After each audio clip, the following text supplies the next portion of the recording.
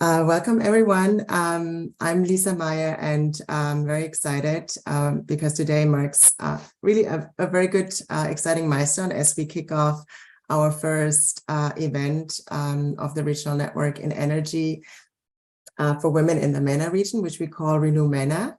And I will share a little bit more about Renew MENA shortly. But I wanted to let you know what is the focus of today's webinar and why are we gathered here today. So our objectives of this event are threefold. So one, we will present the key findings and recommendations from an entrepreneurship study that we have recently conducted in support of Renew MENA's third pillar on female entrepreneurship. And we will also have the privilege of hearing from women in the MENA region who can share their valuable experience and lessons learned in starting and growing businesses in the MENA region. And lastly, we will also delve into a discussion about support systems and programs available to startups and small entrepreneurs in the region. We will also at the end have some time for a Q&A. And before we will delve into our program, I'd like to express also our gratitude to SMAP and also obviously to all the unwavering support that we have received from our World Bank senior management, as well as our sister network, We Power in the South Asia region, whose support has been really very instrumental to get us where we are, because we were able to really draw a lot of lessons learned that they have had and incorporate that in terms of Renew MENA and get it to, to this exciting stage. Additionally, we really want to extend our heartfelt thanks to all our senior management who have been very supportive, and all of them are going to be part of this event today. I hope is Guang now connected? Let me see.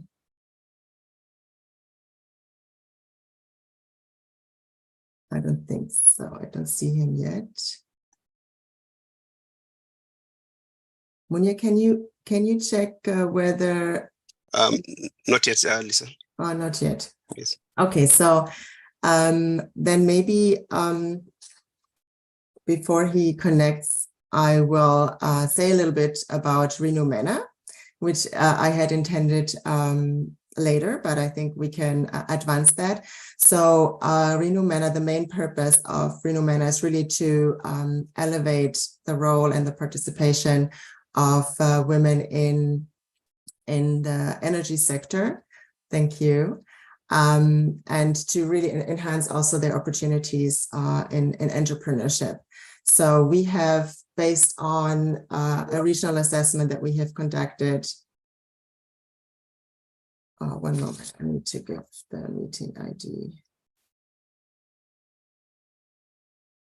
One moment, please.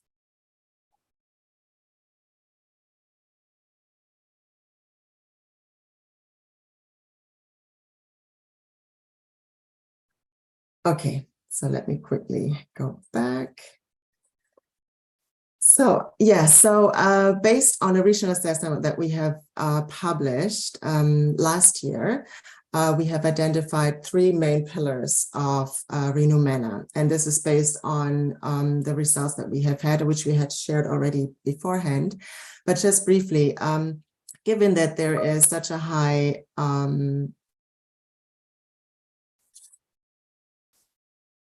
okay, so Magali, can you please give the meeting ID to Lina so that I can continue? Because it seems Guang is missing that. So based on the results of the regional assessment, we have identified three pillars. One is facilitate STEM education to work transitions. And this is because there are a tremendous number of STEM graduates in the MENA region, but they don't find their way into the workplace. And then the second pillar is recruitment, retention, and advancement in the energy sector, focusing on those who are already in the energy sector, but have obstacles and challenges moving ahead. And the third pillar, which is, I think, also a very important one, is to really promote entrepreneurship and financial inclusion. And there with a focus on renewables and digital technologies. And just briefly, the key results that we have had so far, we had our first regional conference, which took place in Tunis last June. We so far have 23 Renew partners and over 200 individual Renew members. And some of the key activities are internship program with the utilities, which we are launching this fiscal year. Capacity building activities, including this webinar, also South-South exchange with WePower in South Asia. We will also participate in a working group with WePower. And then we will have a second Renew MENA conference sometime next year. And obviously, as part of this webinar, we will be also disseminating the entrepreneurship study. So I understand that Guang is connected? Correct. Okay, great, wonderful.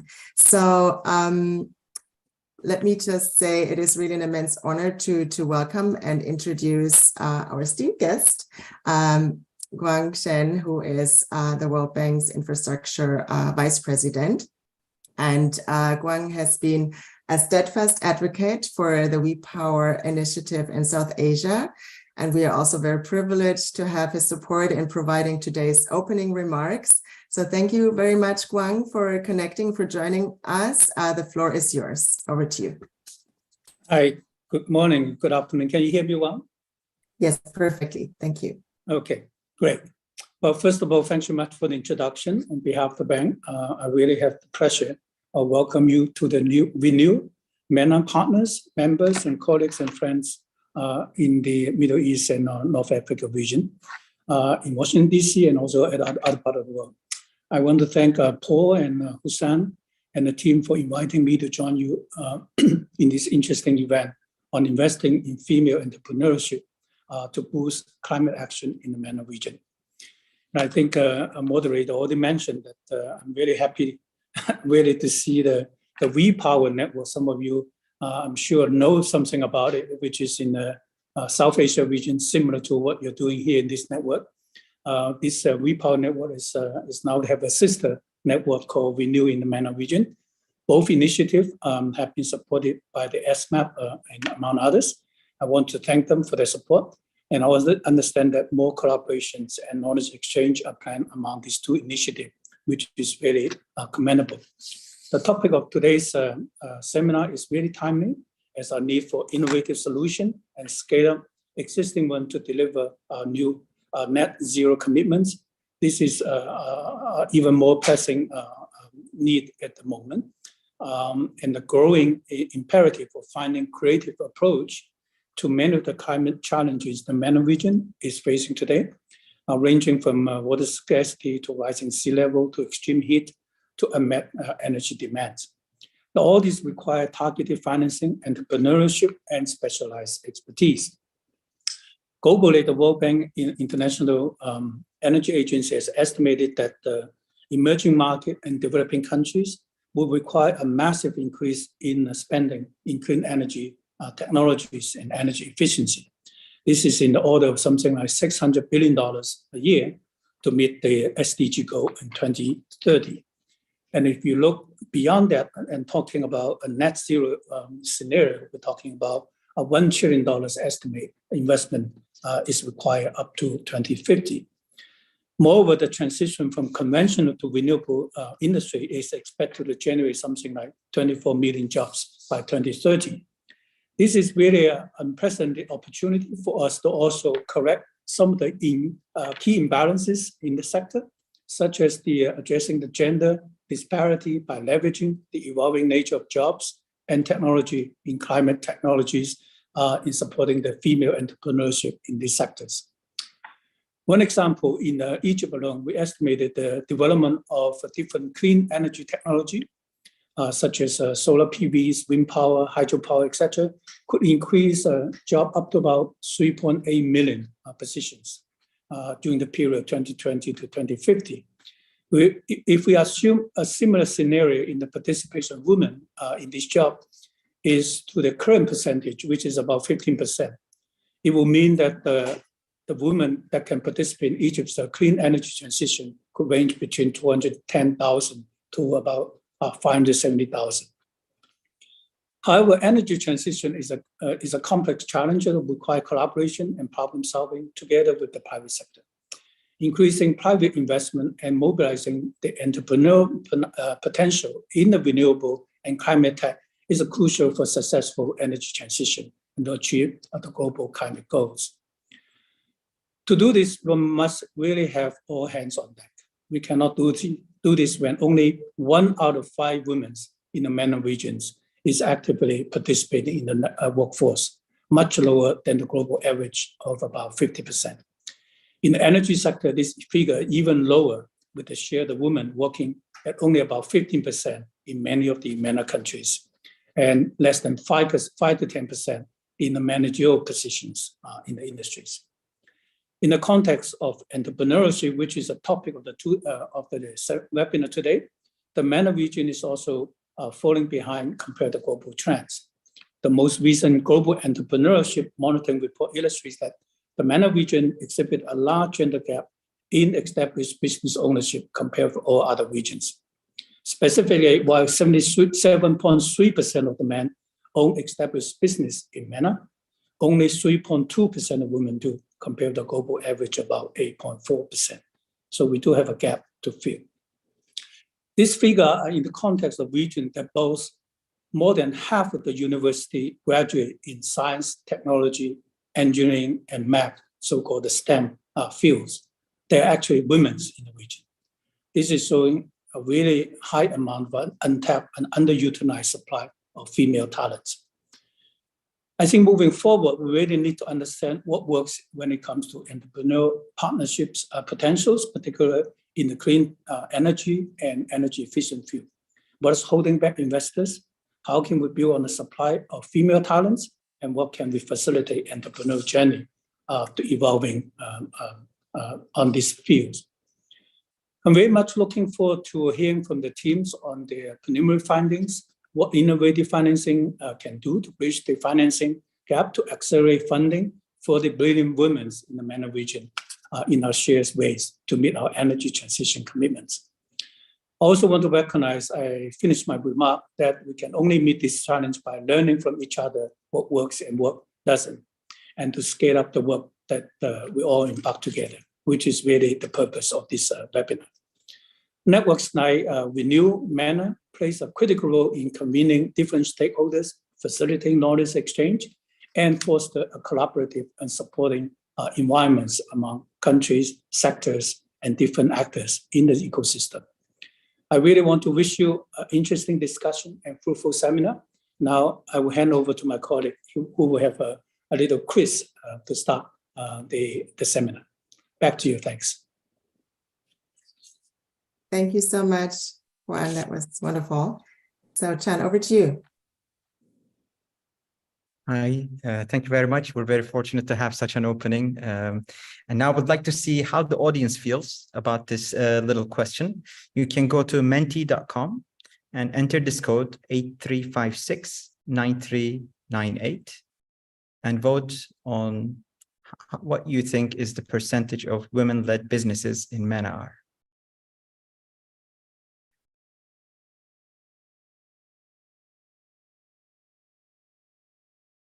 You can do it on your phone, you can do it on your computer.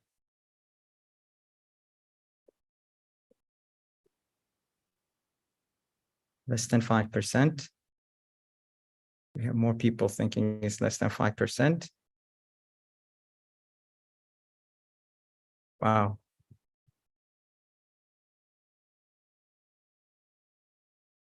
We have 7 people in the room, less than 15%. It's actually very unfortunate that our largest number is 15%, of course. Less than 8%. Okay. Well, in the interest of time, if you allow me, I will now show you what the data says on this. While less than 5% is going up.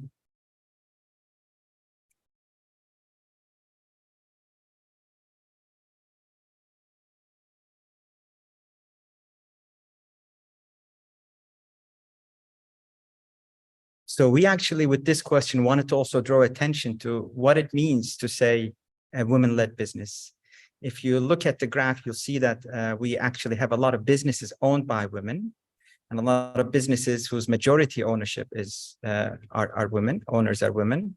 But when you look at percent of firms with a female top manager, that's very low. And the correct answer is somewhere around 7-8%. So I think, you know, our participants got very close. We're doing a little bit better than I think we feel, but there's a lot more room to go. And you can see the world average as well. So thank you for that.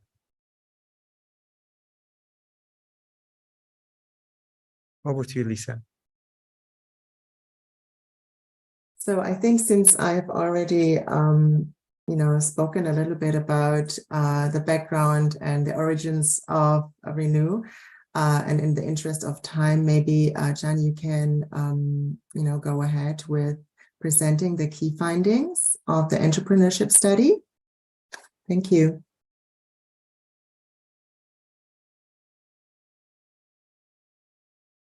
You're muted. Can, we cannot hear you. You're muted. Can you please unmute? Okay, I think it should work now. So I think the opening presentation actually gave a very good picture of the potential that we have in the region. STEM graduates, the percentage of women STEM graduates in the region is significantly higher than the OECD average. And when we couple this with the data that you see on the screen, where you see on the far left the tall bars indicating intentions to start up businesses, where, you know, we see that a lot of women in Egypt, in Morocco, we don't have the data for this for Tunis, but I have the UAE here, is very high. Yet that doesn't translate, unfortunately, into businesses and you know, so we're seeing a lot of skilled talent that has the intention to start a business giving up on wanting to start a business. Now, for the study, what we did is we did a thorough desktop research, and we actually went to the field. We contacted over 200 people, and we conducted interviews, and some key themes emerged. One of them is that, you know, we see that energy-related startups, regardless of gender aspect, are small. And the existing startups offer solutions on energy efficiency management, solar panel distribution and installment, resource management, waste bio oil and biogas. But very few startups focus on energy production and deep tech solutions, which is what we really need. Now, when we ask why this is the case, we're seeing that entrepreneurship in climate tech has its own unique challenges. Unlike an e-commerce or a fintech startup, in an energy-related startup, you actually have to do a lot of R&D and invest in hardware.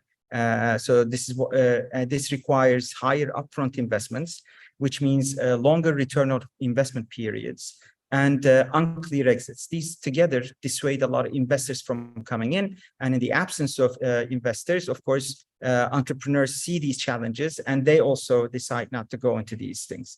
Plus, energy is a highly regulated market by, of course, the regulators, but also very dominant players.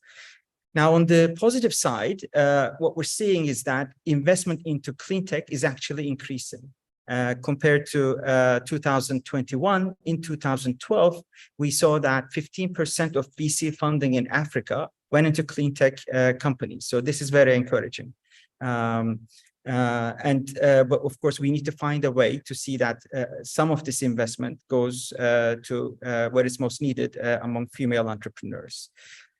Yet, although, you know, we're seeing an increase in climate tech investments, and I'm going to show this slide for our 3 countries. We did this study for Egypt, Tunis, and Morocco as pilot countries, but the data is different, but the story is more or less the same actually across the region, that we're seeing very few amount of investments, deals going into clean tech or renewables.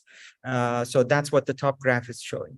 And then what we're seeing is that we're seeing a lot of businesses receiving financing up to seed level, but then it plummets down when we go to next stages of funding in our world, as we call Series A, B, C, etc.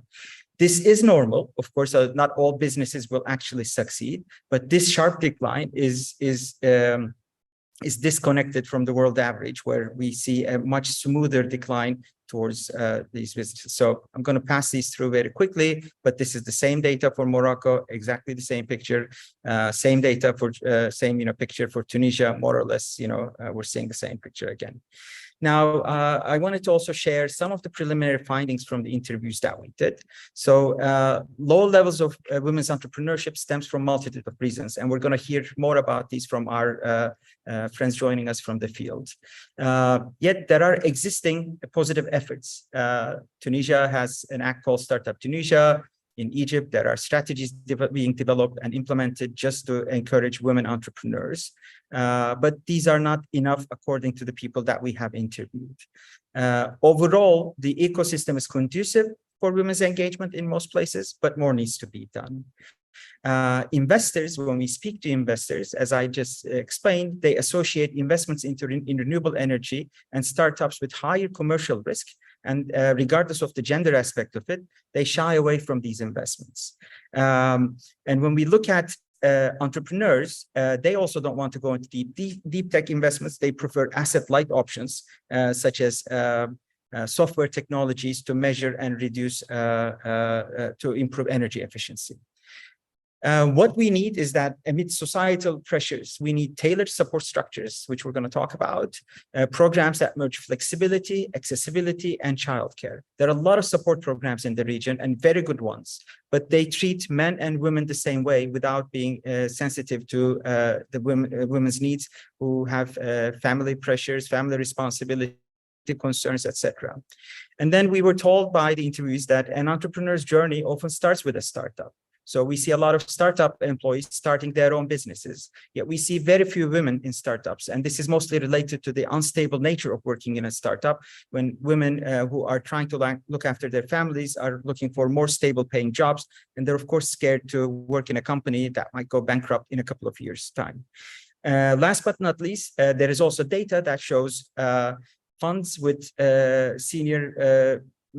women senior managers actually invest more in women. By the way, only 2% of global venture capital around the world goes to women. So we need to see more women in the investment sector as well. To summarize, what we're seeing is that lack of access to networks, finance, lack of support from family and friends, house and childcare responsibilities, unstable pay for an undefined time dissuade entrepreneurs from going into this. And more R&D upfront, longer negative cash flows, barriers to entry and exit also dissuade the investors from entering into this field.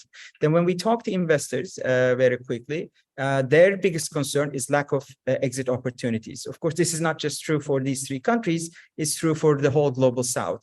The venture capital model is based on the Silicon Valley model, which assumes functioning public markets, a high number of investors that invest at different stages, allowing for early stage investors a multitude of options to exit from their investments. These don't exist in the global South as much as they do in the US. In fact, this is becoming a problem also in the US right now with the current market conditions. As such, investors and entrepreneurs are looking for alternative investment structures. Entrepreneurs are asking for patient and non-dilutive capital, and revenue-based financing was identified as one of many options. And we also see that impact-linked financing structures that incentivize existing venture capital to take on additional risk by providing cash rewards for gender-based outcomes can actually deliver results. And we've seen examples of this in fintech, and these can also be applied to climate tech. Blended finance is coming as a very important need to de-risk investors and to adjust the returns based on the existing level. And structures such as redeemable equity, revenue-based financing, impact-linked finance are emerging as possible solutions. Today, we don't have time to get into all of the details of this, but once our report is published, we hope you're going to read, you're going to share your comments on how these structures may be able to provide the solution. So we're dealing with a multi-layered challenge. Entrepreneurship is not easy. Entrepreneurship in renewable energy and related fields is even more difficult. And women's participation in these areas is historic low and even more difficult.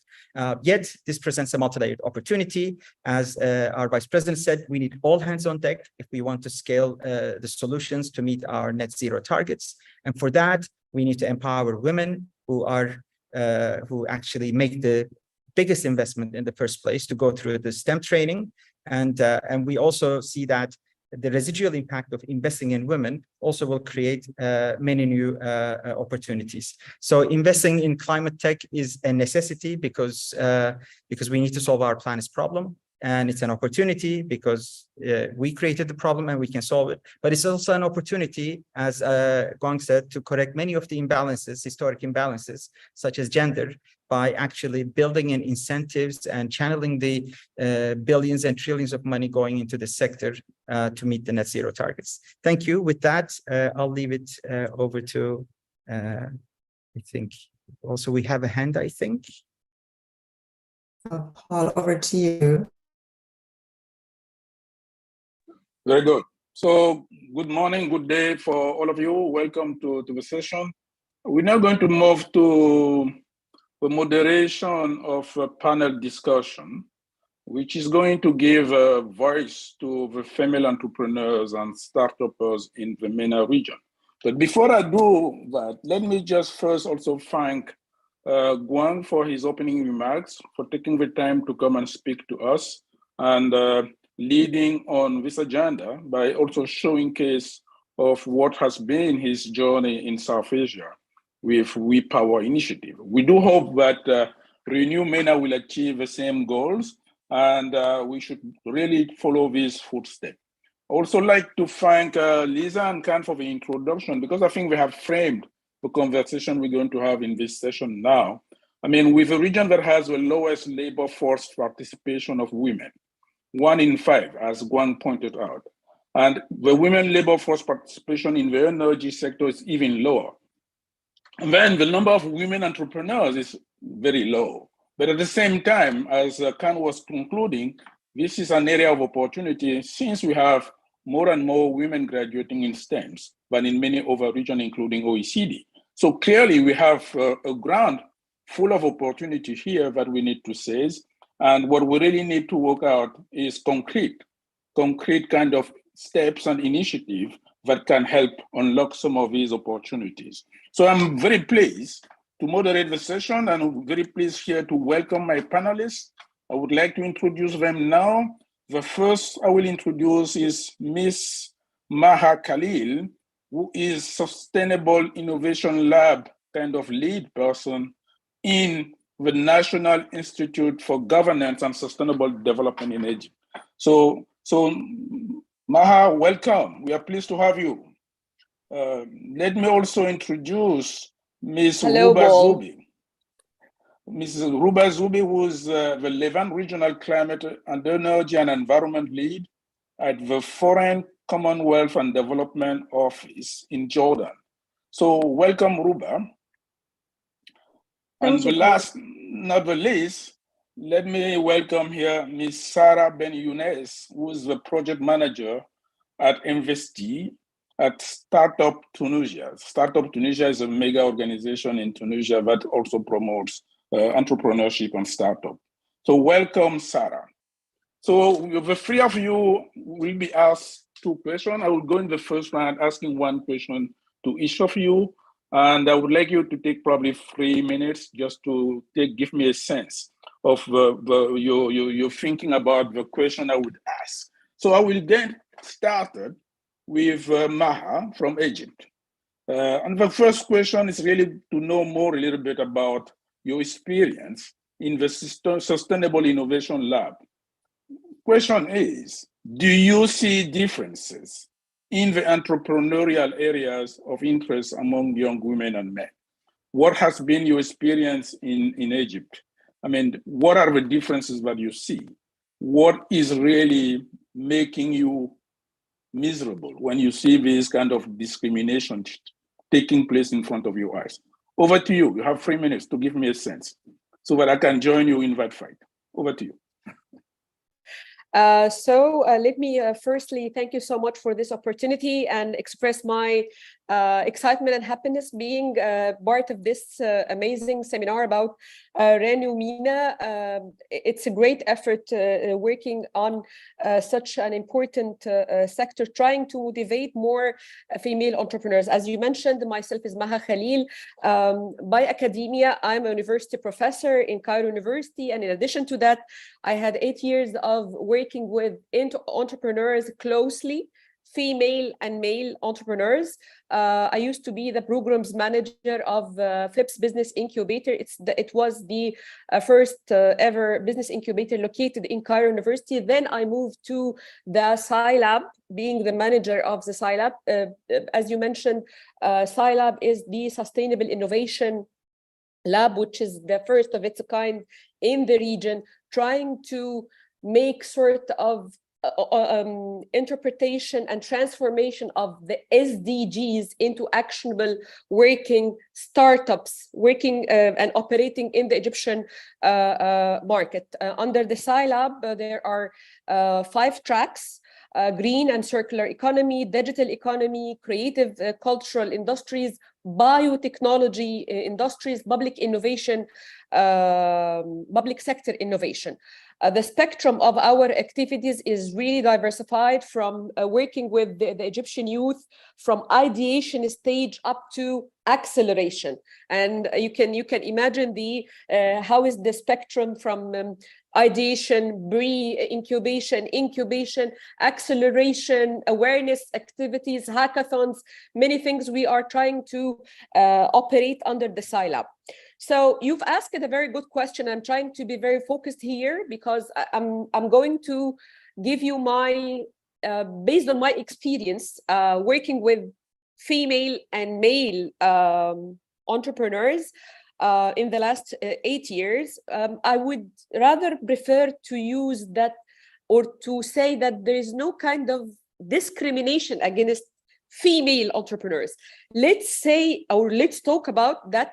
If there is 10%, 20% of obstacles that entrepreneurs might encounter in the Egyptian market or in Egypt generally, due to many things or many factors that might interpret, so we might say that female entrepreneurs face double or triple of those obstacles in the Egyptian market. Some of why there are such a kind of obstacles that might hinder female entrepreneurs, generally speaking, not in the renewable energy sector, which I would say it's unorthodoxial or untraditional sector, or it's not the warm zone for women, I would say. Part of the factors that might explain this, I would say, structural reasons.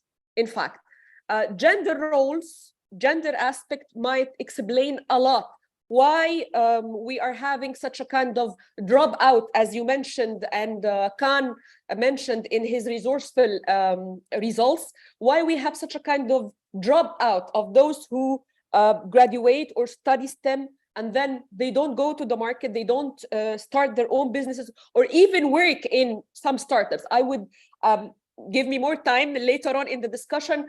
I would share with you experiences of 2 startups. I graduated from the SciLab, and the founders, the employers, all who are working in the team are totally male. When I asked why you're not having female, because we are so much keen about the diversity of the team, diversity gender-wise, specialization-wise, the founder answered me that, surprisingly, from the renewable energy branch they studied at the university, most of them, they are only male. We don't have female counterparts or female students or graduates that we can ask them to work with us. So this is part of it.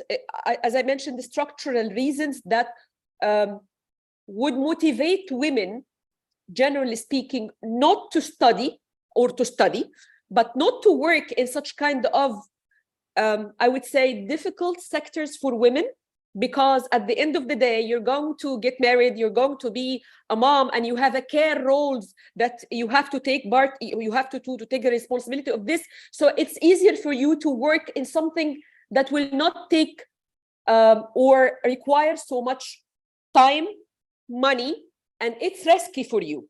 Leave such a kind of risk to men. It's better to work in e-commerce, in marketing, in digital marketing, things like this. But such a kind of energy, agribusiness, all sectors that might require investment, too much R&D, as Khan mentioned, might require a manufacturing component after R&D, and definitely needs finance, and it might have risk, of course. It's better for you as a female to avoid such a kind of things and leave it to men, and get ready for the care role that you're going to have in the future, being a wife. Let me ask you a follow-up question. Yes, sure. Energy and renewable energy, by definition, is a male-dominated sector. Yes. Yes. Okay. So yes. how do you going to attract more women into the renewable energy space, knowing that it is going to be probably less and less male-dominated in all the market segment of it? So what would be your take to get more women to get into that sector? That's first. I'm not even asking them to be entrepreneur. I'm just asking to be in the sector.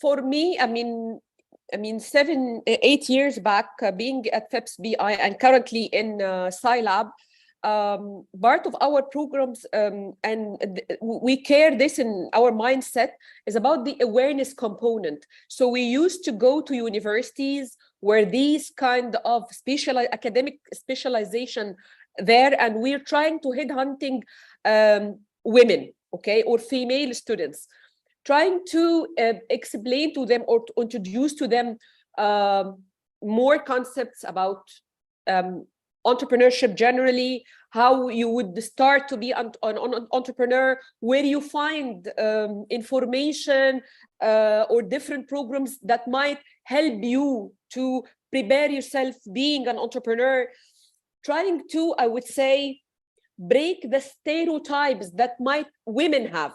I can explain this in more, but recently I've been conducting a research about women in agro-business in Upper Egypt, which is the southern part of Egypt, and I had different interviews with the female entrepreneurs, female students who are studying in agriculture and science in Egypt, and many of them, they are having amazing ideas to start businesses or to transform their graduation project, which is a scientific research, purely scientific research, but they are having such a kind of self-constraints, and they are so much afraid even to start. We don't know if we're going to succeed. We don't know if our families might approve our steps. What about if I started my own business, okay?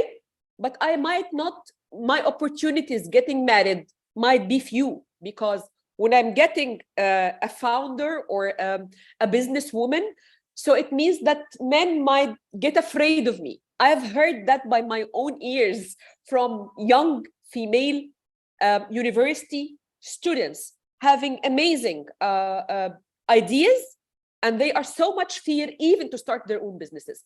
In addition to that, definitely we have to take how the society, the social perspective of women, motivating them to work in such unorthodoxial sectors. So awareness is a key step, and not awareness being in a seminar like this, limited with maybe 30-40 people. I mean, going to them repetitively, trying to have whatever kind of youth attractive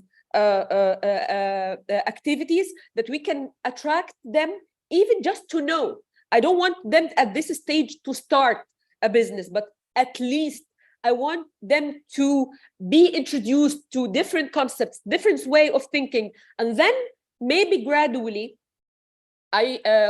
she might be motivated to start her own business. Last point, working closely with the society, the families, and specifically, I would say immediate family. When I say immediate family, I mean fathers, mothers, brothers in the surrounding society, introducing to them different success stories of females who managed to start their own business. And they are also socially successful, because sometimes they say, okay, she's going to be a businesswoman or an owner of her own business, but at the end of the day, she's not married yet. So it's a worry by the immediate family, parents, fathers, mothers, and so on. I'm so much sorry. I'm talking so much quickly and fast, but I'm trying to cover your question. You covered it very well, and I think you were very honest in the way you frame your answers. I think there's a lot more to be done than just trying to advocate for women entrepreneurship. I think we need to work on the social part, and we need to do a little bit more kind of outreach. Also put probably emphasis on soft skills for people to gain self-confidence, so that if they believe in something which is good for them, they don't just let it down because of social pressure. So I would frame this with the cognitive and personal skills of the women themselves, and in addition to that, of course, the society. I'm sorry. Very good. So let me now shift to Ruba. You're in Jordan. I've heard a lot of nice stories about your experience. And I really would like to start just by asking you to tell me your own story and give me a sense of what has been motivating you to promote women entrepreneurship in the energy sector. What has been your dream, and why are you doing that? Over to you. Thank you, Paul, and thank you for having me. It's an honor and pleasure to join such an important webinar, and I hope we can have more of these moving forward. Well, I think it was the search for my why, Paul. So I'm an engineering graduate, so I have a master's degree in civil engineering, specialized in water and environmental engineering. And women always search for their whys and how to be different, especially in a country like Jordan, where I think our engineers per capita is one of the highest in the world. We have an engineer for every 40 people. And women, we don't have an issue with joining the STEM sectors at all, as correctly said, and according to the findings of the study. But the problem is we don't differentiate ourselves. So looking at 180 or 200,000 engineers that are already registered at the Jordan Engineers Association this year, what would make you different? So searching for the why really triggered my in-depth analysis of the society, of the challenges, and how could I, as an engineer, contribute to improving the situation in my country, in my society. How come we have such a huge number of engineers, and yet we only started working on renewables in 2013, for instance. Renewables is a very important factor, but also you start always with energy efficiency. So how come most of our buildings are inefficient? So where is the gap between all the talent and the passion and the willingness to give back, and all these development and economic issues? So starting with that, and it is a journey. So finding your why could actually last forever, and your why could change and evolve with time, according to my own experience. So started to think about probably two things. One is people, and how do we put people at the heart of everything we do? So whether it's science or engineering or development or investment. And I think women are very close to social impact. And therefore, having more women entrepreneurs and investors, as in the presentation given by Chan, is very important, because they could put social impact and environmental impact at the heart of what they want to do and what they aspire to become. The second thing I looked at is perspective. And, you know, as a person who studied environmental engineering, I always looked at, okay, so I'm supposed to graduate and go work in an engineering firm doing designs for wastewater treatment plants or something like that. But what I wanted is really to re-engineer my engineering degree. And that's where I started thinking of changing the perspective and how engineering is perceived, especially within the green transition and the movement we see evolving on climate action and energy transition and so on.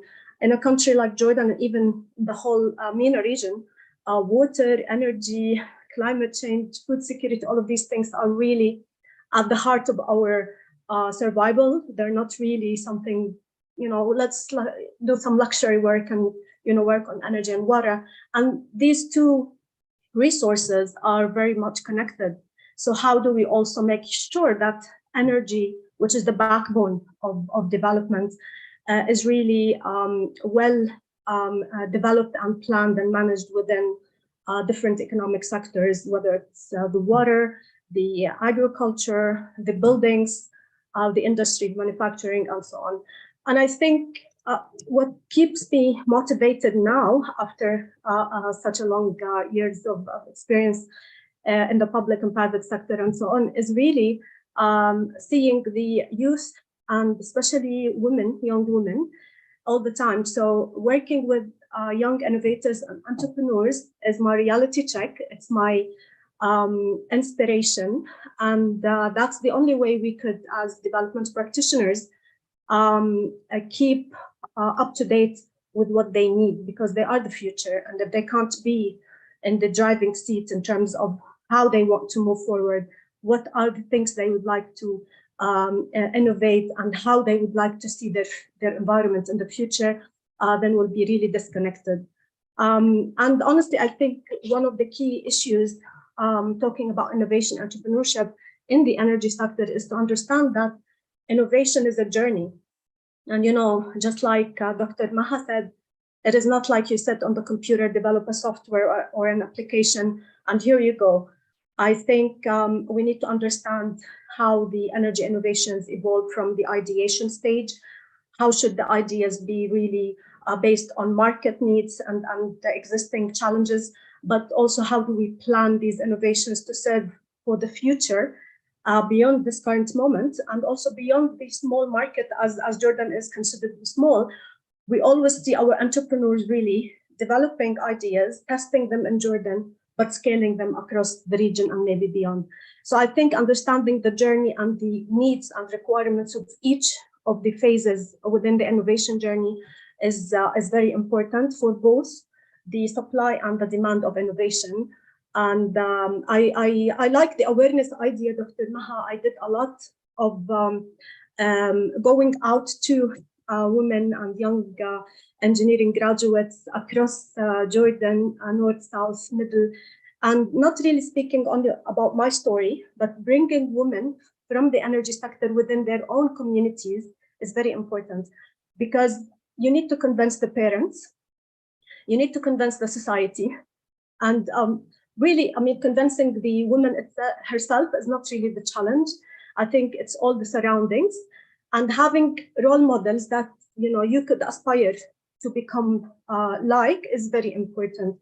And I think working with the private sector, and as a person who worked with the business association related to renewable energy in Jordan, IDAMA, I think the private sector role is incredibly important, because on one hand, you can have the best pipeline of young women ready to work in the energy market. But if the private sector, which is the major employer, is not really on board, does not see the value added, and the value added is not only being inclusive and having gender, you know, inclusion and so on, it is really the economic and business benefits that they should be aware of.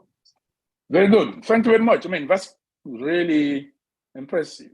But now let me ask you, I mean, you both of you are very successful women. You have had a journey that has not been easy, right?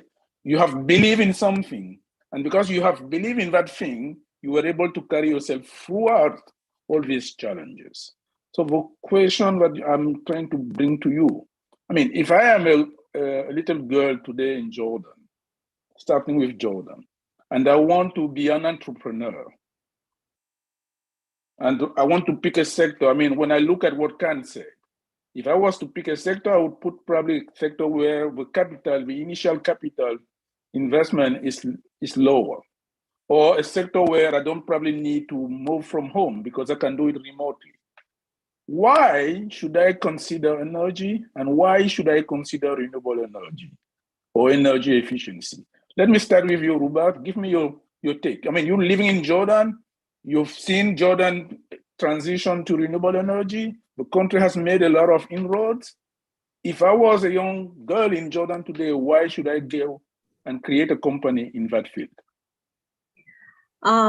Number one is differentiate yourself.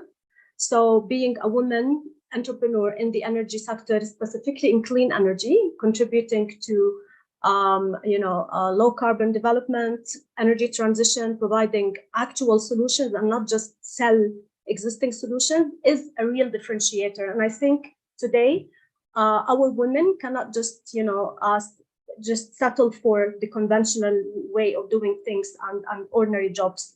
You have to be out there not only to prove that you can, but because there is a lot of potential and opportunities out there for this sector. And I think our women and even our men, young men in our part of the world, do not really realize the huge opportunity around climate and green investments and finance and so on, and how to also build their narrative and their social impact side of their business around these issues. And I see Maha saying she likes what I say. So, I mean, Egypt, Jordan, I know Tunisia, Morocco, they all made substantial progress in terms of renewable energy and energy transition and so on by enablers, providing enablers. And the enablers are not only us and, the incubators, accelerators, and the labs and so on. These are also policy enablers and incentives. And the policy enablers, if they're not consistent, they also create issues and they confuse not only the entrepreneurs, but they confuse the whole investment market. So I think working on enablers in parallel in a timely manner is extremely crucial. And I think for women today in Jordan and the MENA region, there is nothing more important for our well-being, for quality of life, for economic opportunities than working on our resources, integrated resource management, efficiencies in water, energy, but also on how do we make ourselves more resilient to climate change, and how do we actually convert all these, water scarcity and energy issues into opportunities for our nations. Good. I think you have made a convincing case to me, but have you convinced your peers? Women in Jordan, how many of these are joining you? How many of these are behind you today? Absolutely. I think we had such a huge peak in 2016 with the number of not only women, but in general, employment numbers went high in the renewable energy sector. The number of companies, service providers, and installers and engineers and technicians, the numbers went high tremendously between 2014 until 2017, 18. It was a huge evolution, if you wish. And I think facing the delays on some of the enablers, but also the COVID-19 issues have really caused some delays. And I speak of enablers related to infrastructure, especially the grid upgrades and the grid interconnectivity with neighboring countries. So as you see, women getting into the power sector in specific need to really be aware of what's going on. There is a lot beyond being a successful engineer or scientist in the lab or at school.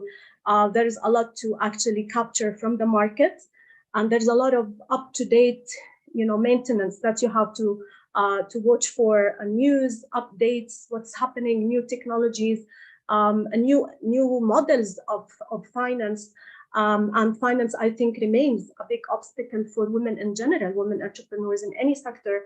But I think with the energy sector, it can become a real hurdle if not well addressed. And I must say, I agree with having more women in the investment and finance sector really helps. I know a very specific example in Jordan.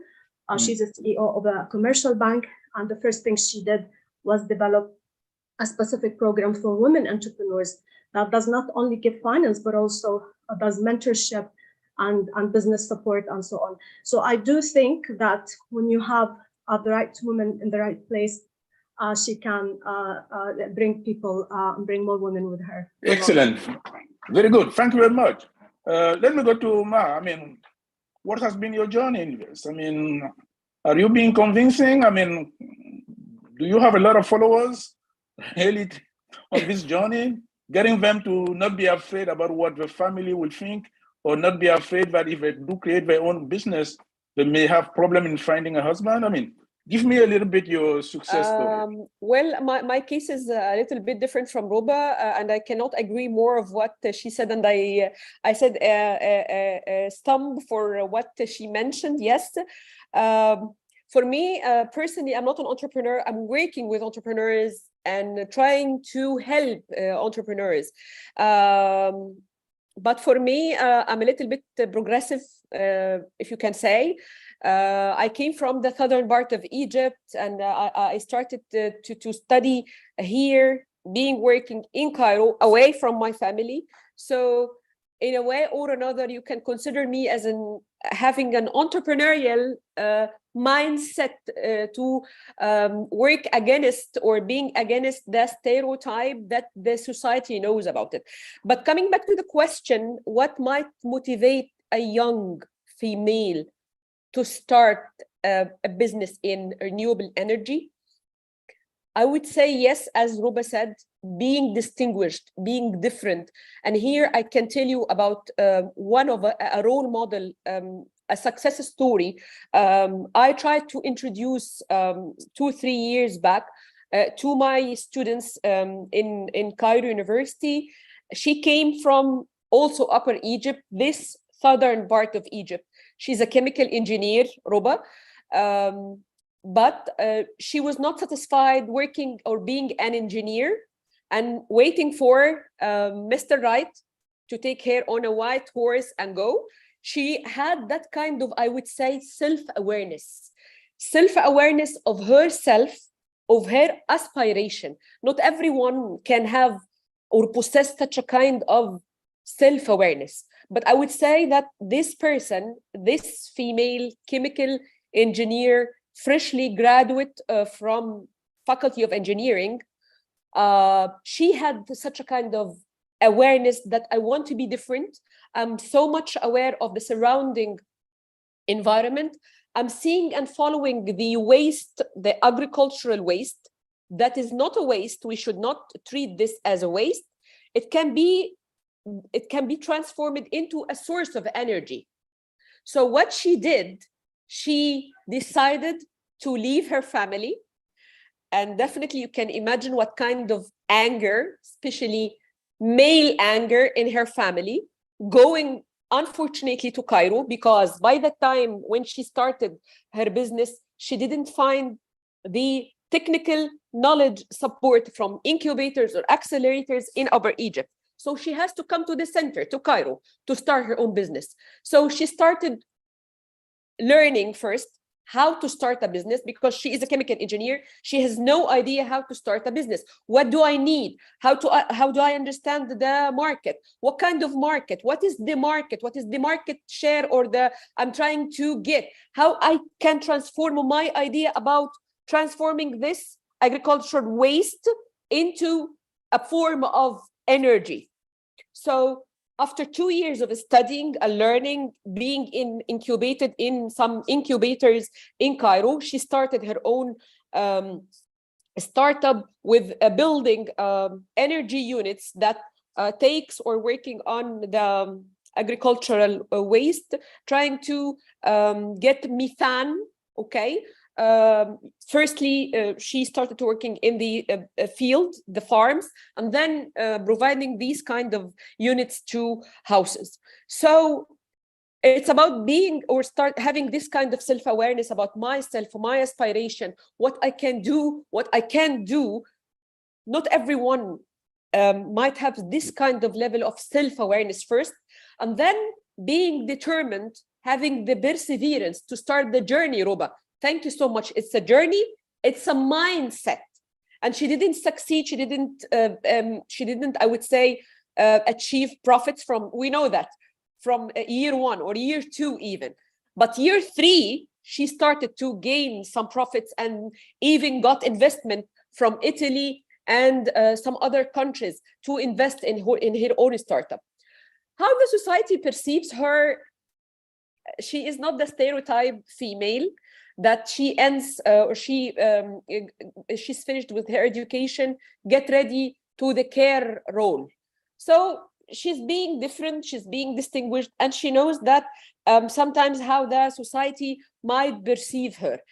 Women, I would say, to be honest, many of us here are women, and maybe many, me, Ruba, Yusra, we're living here, we know and we're aware how our society might perceive women who decides to be something different, having leadership roles, having their own businesses. We know what kind of challenge we are dealing with. And thank you so much, Ruba, for the point you shared about mentorship.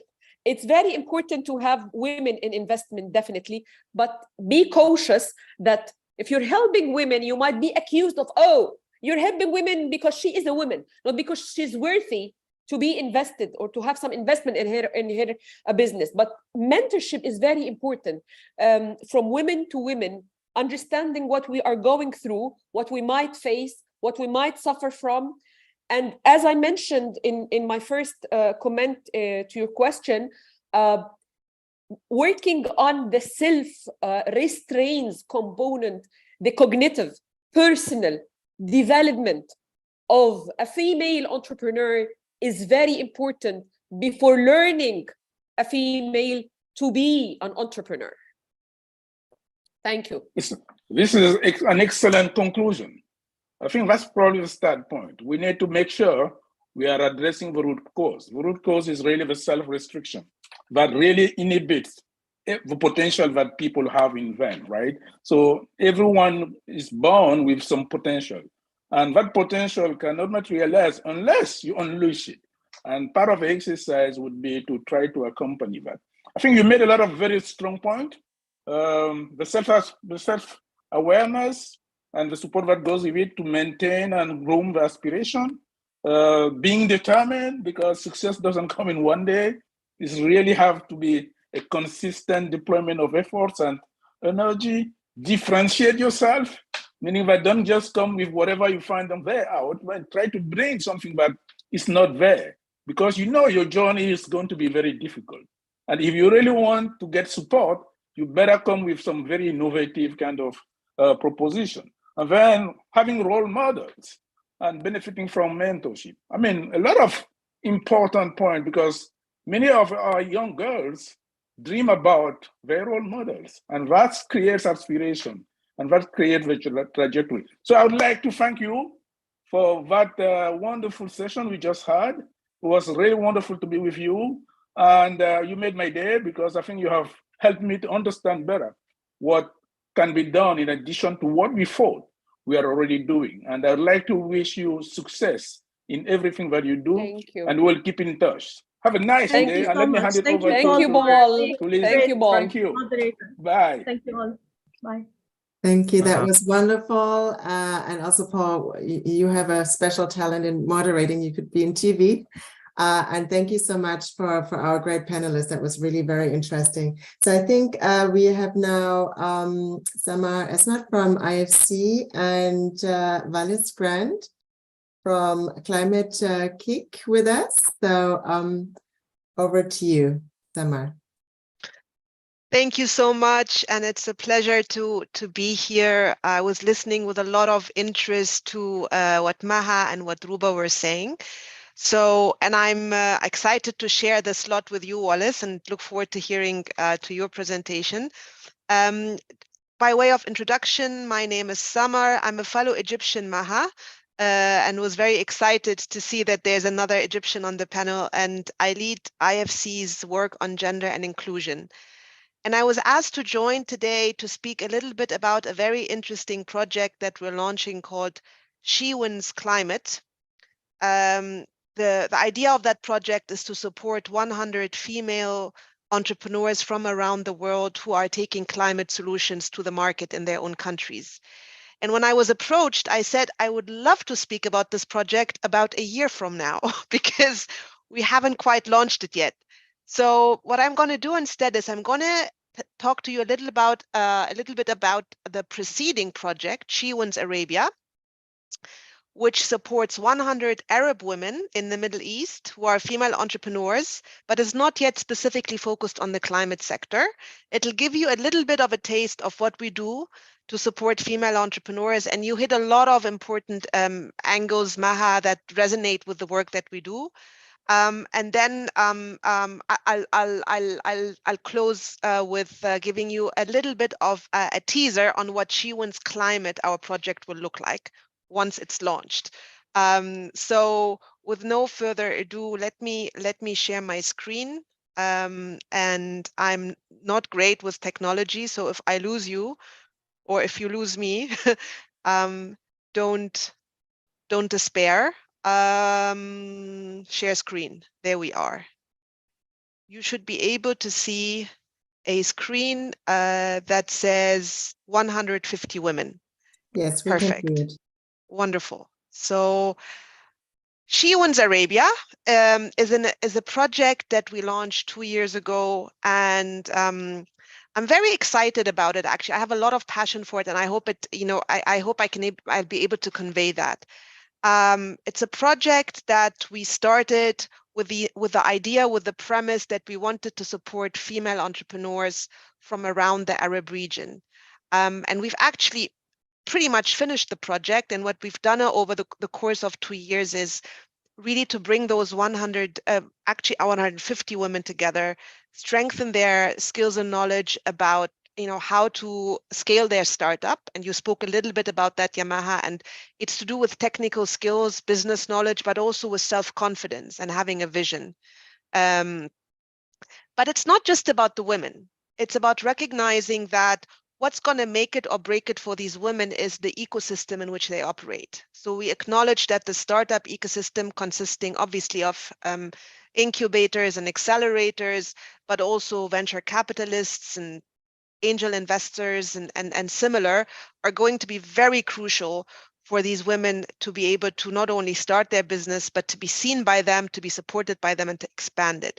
So I would argue that while there's quite a few programs out there that support female entrepreneurs, I haven't yet seen much work around actually working with the ecosystem itself and capacitating the ecosystem, capacitating such a fancy word. I mean, working with ecosystem players like incubators and accelerators and funds and fund managers to make them understand what they're overlooking, which is female entrepreneurs, what the specific needs of those are, but also what is the potential that they bring to the table, what's the value that they bring to the table. And then obviously what we did in that project was to connect the two sides of the same coin, the female entrepreneurs with the ecosystem players. And we did that through a bunch of things, including a very exciting pitch competition. And that's why the project is called She Wins Arabia. But just quickly, and I don't need to go to, I mean, you're all experts on the subject. What's missing?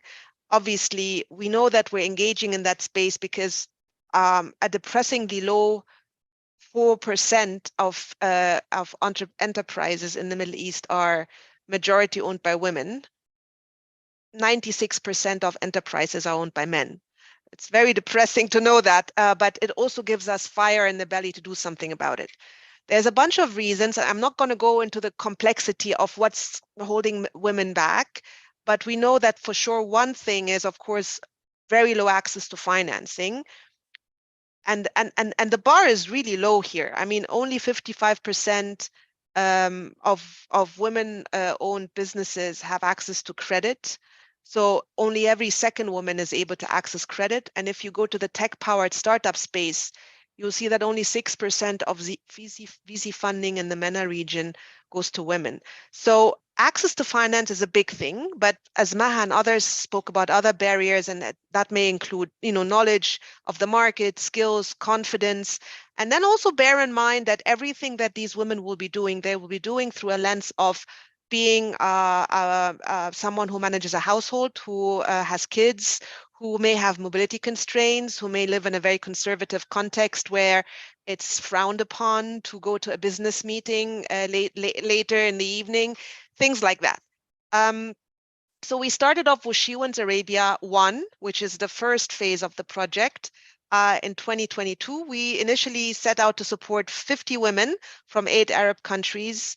We were doing that under the patronage of the UAE government, who's emerged as a really big supporter in the Arab region of the gender equality agenda. But what's more important, or equally important, is that we've worked with 15 venture capital funds and 15 accelerators from across the region to make them see what we see, which is you guys are not supporting women and you're not investing in them. And here's why this is important, and here's why how you can go about it. And we supported these women boosting their skills, and we connected them to potential investors and these trained VC funds and these trained accelerators through networking events and eventually a very large pitch competition. They were very happy. There was a lot of traction in the market. We were asked to go to a second round and make it bigger. So this is the first cohort, 50 women representing Morocco, Tunisia, Egypt, Jordan, Palestine, tough countries like Yemen, Syria. We went into the second round and we made it even bigger. So these are 100 women representing 19 Arab countries. And again, we partnered with the UAE government. The focus was on doing a bunch of things with them. And I want to just walk you quickly through what are the things that we did throughout the program. So we followed a 7-step journey. We call it the journey to growth, whereby we obviously we invited female entrepreneurs to come to us and apply for the program. There was no sector focus, but of the 100 women who ended up participating, 14 were were in what we call the climate space. We launched with a big bang, with a big networking event at the World Government Summit in Dubai in February. And we brought actually these funds already together with these women with the funds and the accelerators and the ecosystem players that we're supporting, because it's ultimately it's about creating the connections. And then we took a few steps. We did a bit of work around making them more visible, and I'll get into that, making them more seen. I'll get into that. I would say that the cornerstone maybe of the journey was what we call the Investor Booster Program, which is a boot camp, and I'll talk more about that. And then it all culminates with 2 pitch competitions, because we've separated them into early stage startups and into high growth startups. And the early stage startups pitch competition is taking place in Marrakesh at the end of October, and the high growth startups pitch competition is taking place in mid-October in Dubai. So just to give you a sense of what we're doing here. So we launched at the World Government Summit. This is the second round of She Wins Arabia. The first round was launched at Dubai Expo. And you see on the top left corner a panel where we have 2 of our She Wins participants, one from Morocco, one from Egypt, having a very interesting conversation with the managing director of the IFC about what are the opportunities and the constraints for female entrepreneurs in the Arab region. Bottom left corner, you see on the left-hand side, the winner of the first pitch competition of the first cohort, Samia, who's Jordanian, very interesting startup. And You see the second to the right on that picture, standing next to the managing director of the IFC, Luna, who is a Lebanese startup founder, who is the youngest member of the second cohort. And they passed the torch to each other, the first cohort to the second cohort. Now, as I told you, we had a journey of 7 steps, and step 4 was about being seen. Why do I say that? I don't know if Maha spoke about that or maybe Ruba. I mean, what we noticed in the startup space was that you ask an investor, why aren't you investing in female entrepreneurs? You ask an accelerator, why aren't you supporting them? The answer that they will give you is not about bad intention or a deliberate strategy to overlook them. The answer that they will give you is, where are they? They will answer back with a question. They will say, we don't see them. And so we made it our quest in this journey to, in addition to capacitate the female entrepreneurs, is really to focus very, very, very strongly on increasing their visibility. We want them to be seen by the potential investors.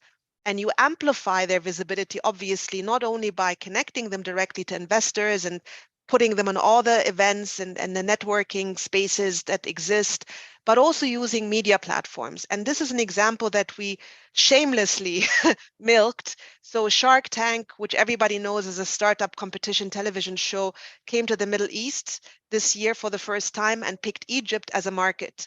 And so we teamed up with Shark Tank, and we used their media platform to showcase some of the Shewin's entrepreneurs, put them there, have millions watch them, but it's not just about the millions watching them on TV, because that's the end user.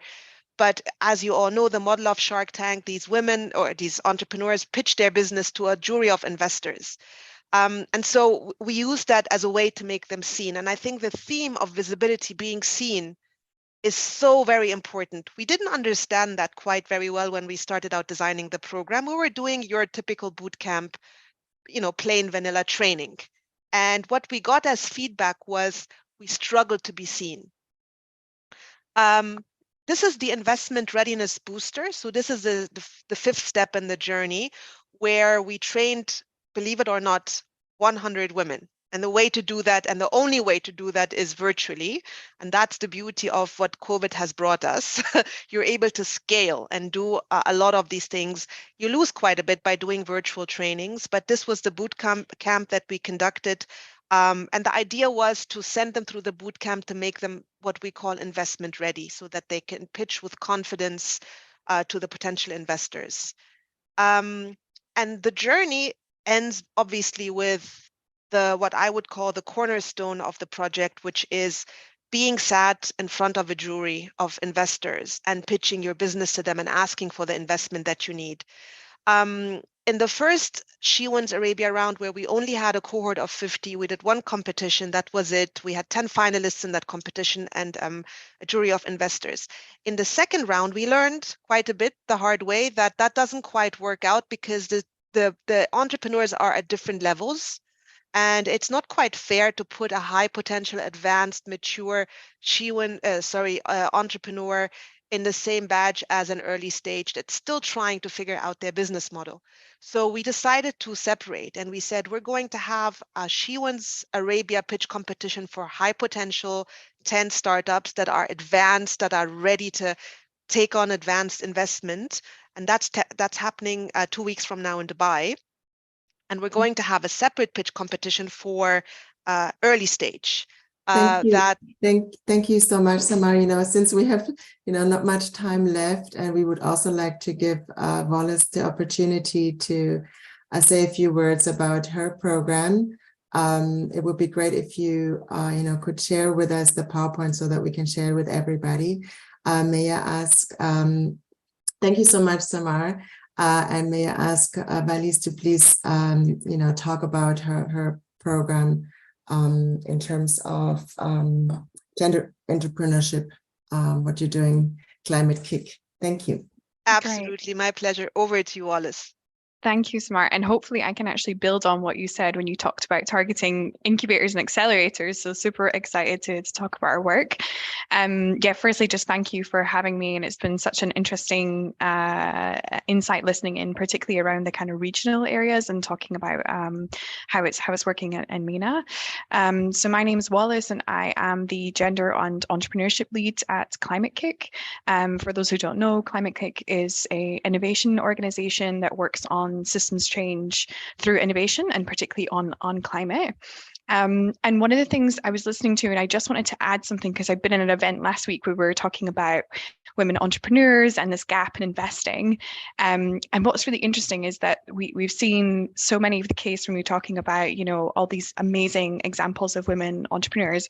What's also missing from the dialogue is that women entrepreneurs make more money in the long run. They have higher revenues, they're more sustainable, and they also tend to focus more on the climate and social conscious kind of issues. So really, if we think about this kind of just transition, there's no just transition without women climate entrepreneurs. And they are the key to tackling some of these issues around adaptation and mitigation. And this is the drum I will be beating, that they make you more money in the long run. So let's get that into the minds of investors if we can. So our program at Climate Kick that we work on focuses on targeting entrepreneurship support organizations. So as we mentioned, accelerators or incubators, primarily who are working kind of worldwide, but we have a focus in Africa, in Latin America and Asia, and we're constantly kind of expanding on the work that we do. And the area that we work in, we started a program last year where we said, we really want to get more women into these kind of programs that you run. Here's a pot of money, here's some support to do it. Why don't you go away as this entrepreneurship support organization and try out different ways to do that? And what was really great about it was that there were so many small things that ended up making such a huge difference towards whether they got more women into the programs. So for example, one of our partners who works in Vietnam, they completely revamped their communications and marketing materials because they realized there was no women represented in them. So when women were applying, they were not seeing anyone who looked like them and feeling, you know, represented in that approach. We also had a partner in Tanzania who decided to do a women-only cohort, which they've never done before, and they were insanely overprescribed with applications when they thought they would really struggle to get applicants. So really kind of focusing in and saying, okay, we're going to really actually do this kind of women-only cohort and go forward with it. And then other kind of learnings that we heard from them were things like making sure that the timings when you run these programs actually work around caring responsibilities. A lot of the women were, you know, caring responsibilities before school and after school, making sure you had those opportunities there for them. And also looking internally as an organization, is there gender bias in what you do every day? We had an organization that was based in Colombia who said that they did gender bias training themselves, and they actually had a rethink about how they do things like making tea and coffee in the office, because actually it was mostly the women who did it. And so it was kind of an interesting journey to also think about how do we as institutions as well think about our gender bias and actually take on board some of these kind of commitments to also kind of ripple that effect.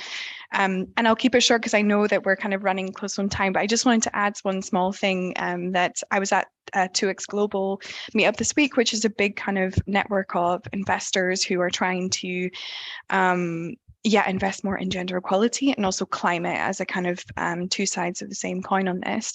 And one of the things that really struck me was that we were repeating this thing around the business case, you know, women climate entrepreneurs make more money. We have all these amazing stats and stuff. And really what it comes down to is that we have to change hearts and minds, and that starts with us as individuals.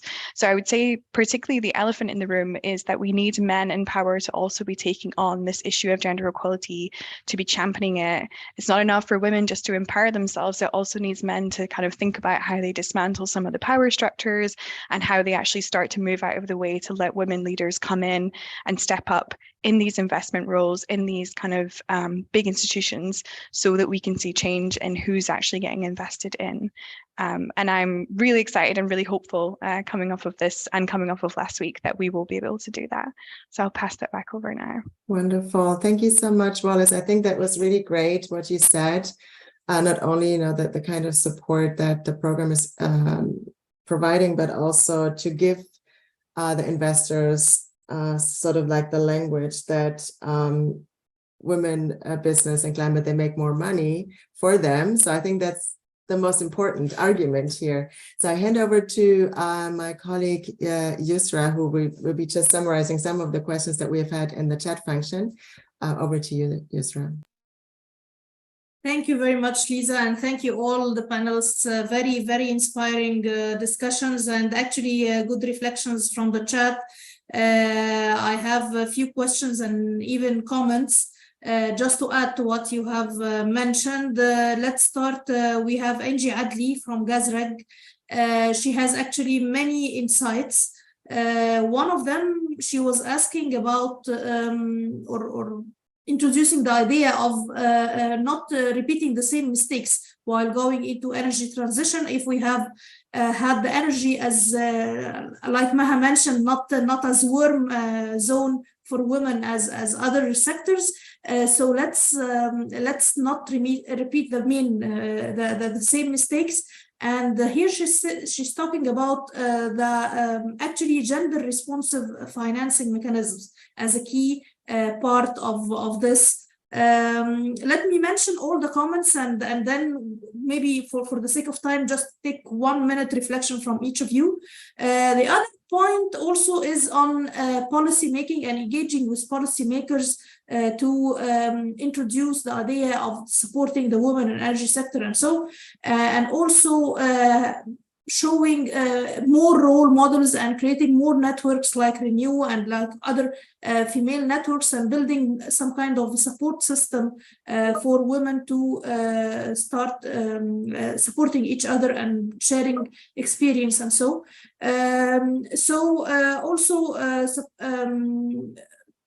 Let me enabling also not prioritizing particular business models also is very essential to be creative on business models and also to allow opportunities of capacity building.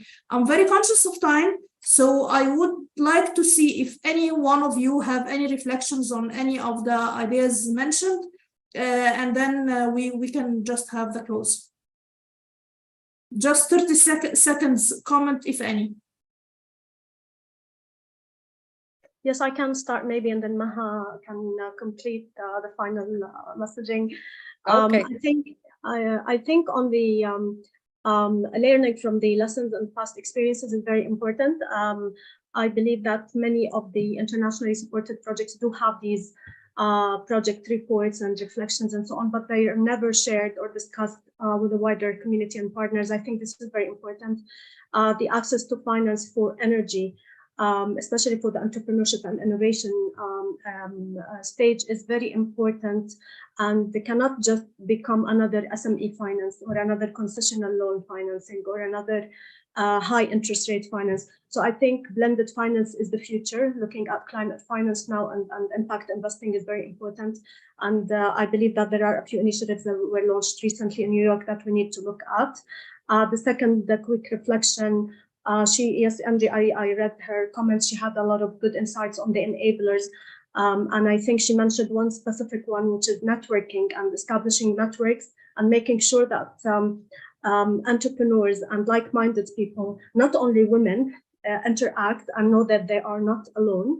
And I think this is a very important thing that I'd like to also call Maha and all the other colleagues to see how we can also push this forward within our own capacities. And perfect. Thank you very much, Roba. Maha, you had your hands. 30 seconds. Yes, please. yes, 30 seconds. I'm relying on my past experience in the Cairo University incubator. I would like to say thank you for this who wrote the comment about communicating with the main key players like incubators, accelerators.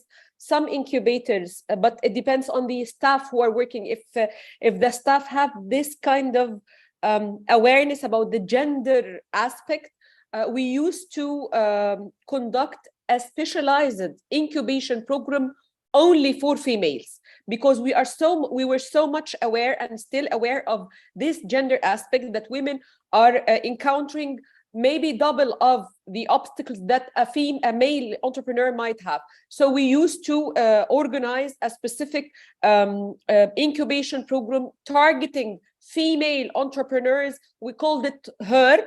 And here in the national level, we're having, but still under planning, still it's not launched yet.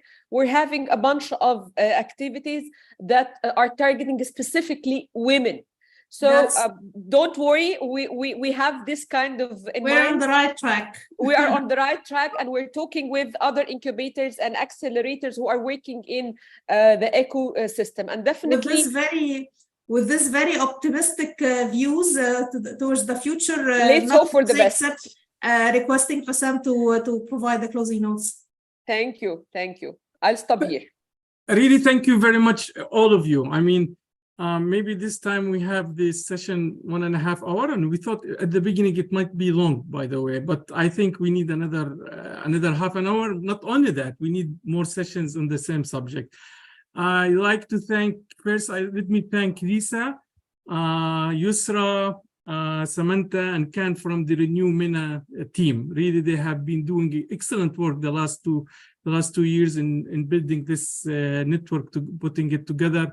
I like to thank Samantha, Summer, and Valis. Actually, they gave very good presentation on the women entrepreneurship in the MENA region. But most importantly, I would like to thank Ruba and Maha.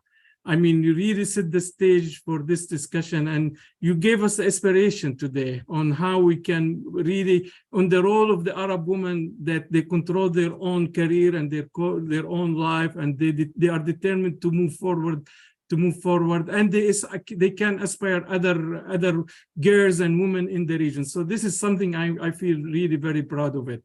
Now, we have a lot of discussion today in this. And this is maybe the first time, actually, I be in such an event where we have this intersection of gender, entrepreneurship, energy transition, and so forth. And there are many elements that we can highlight in terms of takeaways, in terms of need to build the ecosystems that support entrepreneurship, building the pipeline of women entrepreneurship and innovative financing, where you can take all this work from ideas into really businesses, into product, into services. There are also takeaways on terms of coordination, how we need to coordinate, but more importantly is also on knowledge sharing. I think what Maha and Ruba brought today, and what the team also brought with us, and Summer, is something I like to share all the time. I mean, a little bit more in the region. So this is what I like to say, that all the issues that you have discussed today, I like to discuss with Lisa and the team, and maybe we'll have follow-up events the same, where we focus more focus on specific areas. But I thank you very much, and maybe to the next event. We'll see you in the next event, maybe hopefully in 6 or in 7 weeks. But thank you for being with us today, and I really appreciate having you today, especially for Ruba and Maha. Thank you. Thank you, Hussam. Thank you, everyone. And always Thank you, count on us Hussam. for any support. Okay, take care. It was Bye-bye, my pleasure. everybody. Bye-bye. Thank you very much, everyone. Hussam, and all our attendees. Thank you. Thank you.